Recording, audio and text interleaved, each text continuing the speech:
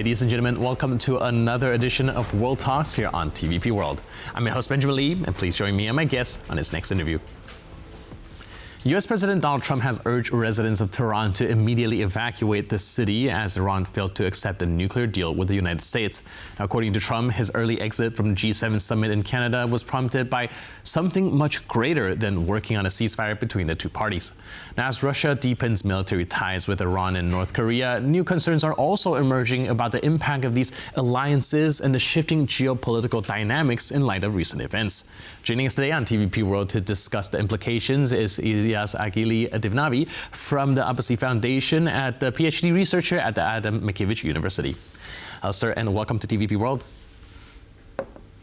Thank you so much. Good morning, and thank you for the invitation. So first, we would like to figure out, Trump's early exit from the G7. Now, the White House says that it has something to do with the conflict in the Middle East. But then when asked about this particular incident, Trump also says that it has nothing to do with the ceasefire. So reading between the lines, I would assume it has something to do with the tension there, but not particularly a ceasefire. What's your take on his reason for leaving, and what's the U.S.'s stance now towards the conflict? Well, first of all, I would like to extend my condolences to the families who have lost their dears and their beloved ones during this 4-day conflict. This is really heartbreaking, and I personally believe that this is really sad to see such scenes in the 21st century and in a region that has experienced so much of death and war. So I would like to use this tribune to also extend my condolences and my sympathy to all the families on both sides that have lost their beloved ones. And regarding your question, I should say that we have to move a little bit backward, actually, from the beginning of the new version of the nuclear negotiations and the atomic negotiations between Washington and Tehran. It's all a part of the maximum pressure campaign, because the Iranians have a specific traditional way of negotiation. And the new administration of Trump has already understood this mechanism of delay. Delay and consultation are two important pillars of the Iranian negotiation team. So the Americans have already understood this mechanism. And I can say that 2 weeks and 3 or 4 days ago, they have understood that these negotiations won't reach a tangible conclusion.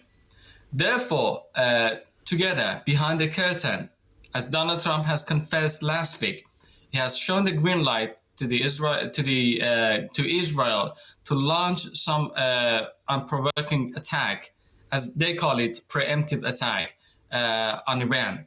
This is a part of the greater image, a pressure on the Iranian government through targeting the political and military figures in order to have fast relative gains.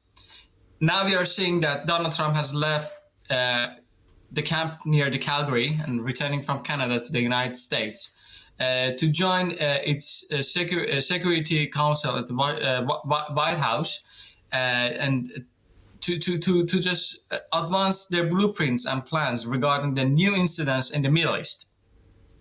So putting together the different parts of the puzzle, we can see that it's all part of a bigger plan. Now the Iranians are also receiving and at the same time sending signals to Washington to rebuild a new phase of negotiation. All right, do you think that this will become something substantial? The Iranian foreign minister is now posting on social media urging Washington to call off the Israeli strikes. It does seem like they wanted to deal directly with Washington, believing that they would be the one to push pressure on Israel to stop the assaults. Do you think that this will result in anything substantial, be it the nuclear deal or actually bringing this closer to any sort of peace? Well, actually, the Iranian foreign minister is sending two signals. Mm-hmm. The first signal is that he's blaming the Americans to be in this game. Mm-hmm. They're blaming the Americans to be a part of this war, by stating that a call from Washington can stop Prime Minister Benjamin Netanyahu from what he's doing.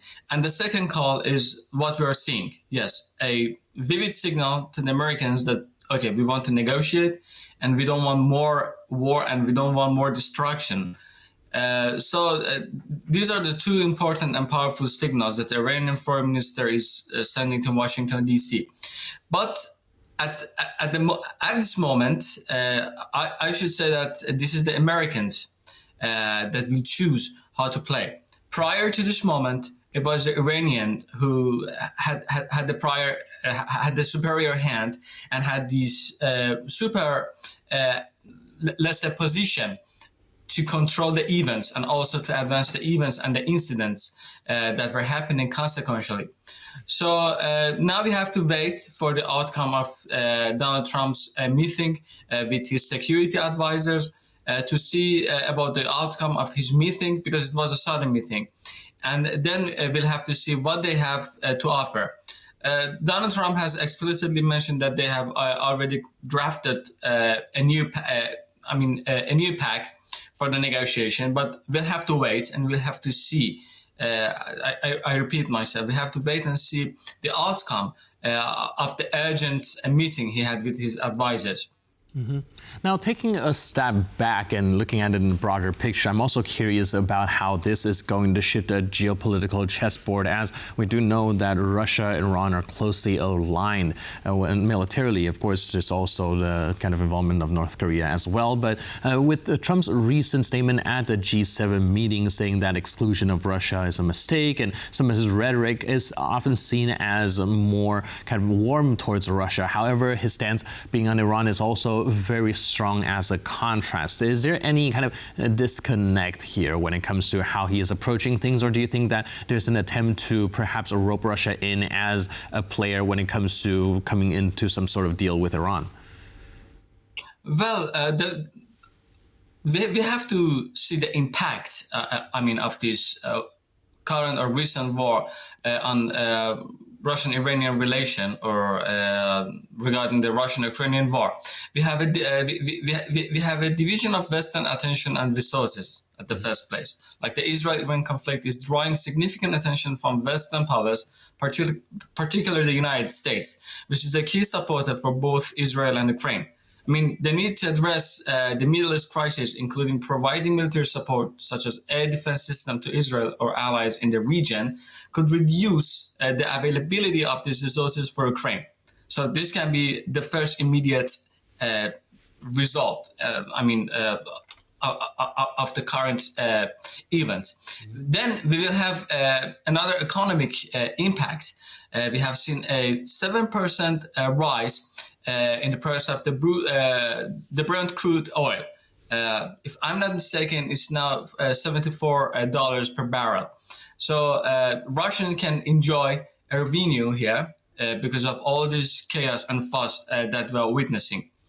But it's very soon, and it's very unclear at the moment, because it's not even 1 week, to judge the economic and also the geopolitical consequences of this war, if we can call it a war, because this is a new form of, a military engagement. We're actually seeing the new pages of history where wars have transformed into this kind of engagement. But if we want to predict, and if we want to talk about the possible scenarios regarding the change in the geopolitics, I should say that, of course, there will be a closer affinity between this traditional, let's say, anti-West bloc, which consists of Russia, North Korea, and Iran, and previously the government in Syria, because they will have closer military intelligence and also economic cooperation. But actions speak louder than words. We have seen that the Pakistan government has shown more tangible support. Reports say that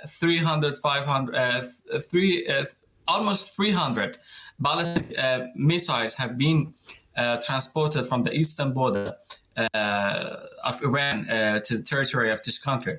So we are seeing that things on the ground are very dynamic. They're not precise, and anyone who claims to offer precise information might actually misguide us and disinform us. So it's better to speak about all these scenarios and all these events with sheer cautious, because it's very dynamic, because it depends on seconds, it depends on minutes.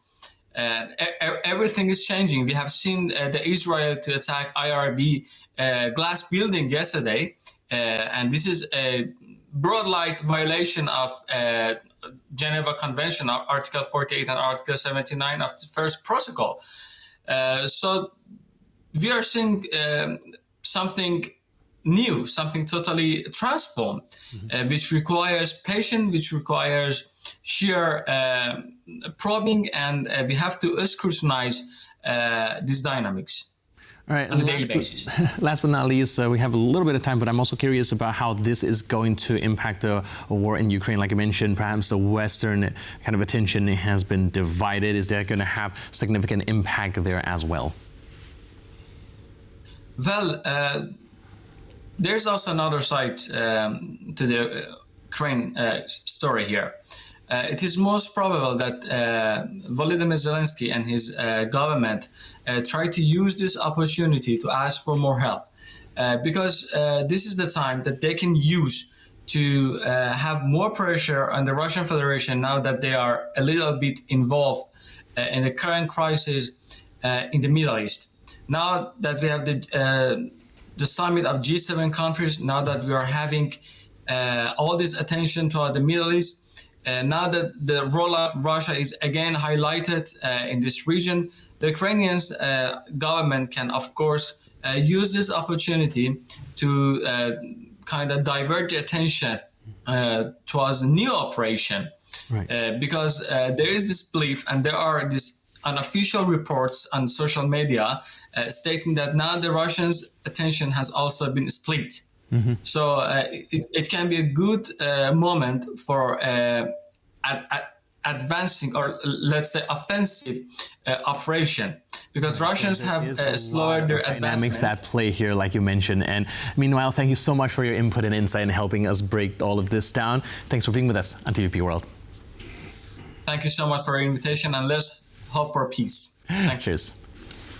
And thank you for tuning into this edition of World Talks. But for more news, update, and commentary, please stay tuned to TVP World.